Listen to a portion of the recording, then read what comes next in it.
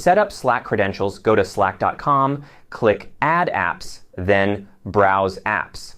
In the New tab, select Build, then Your Apps. Click Create New App, choose from scratch, name it, and select your workspace. After creation, go to Auth and Permissions in the sidebar. For the redirect URL, return to n8n's Slack node, click Create New Credential, and copy the OAuth redirect URL under Auth. Paste it into Slack's redirect URLs field.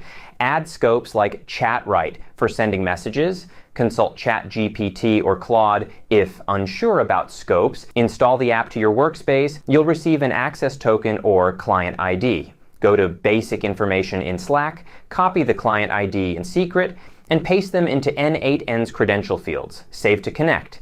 In the Slack node, select your channel. Create a channel in Slack via Add Channels, name it, and refresh n8n to list it.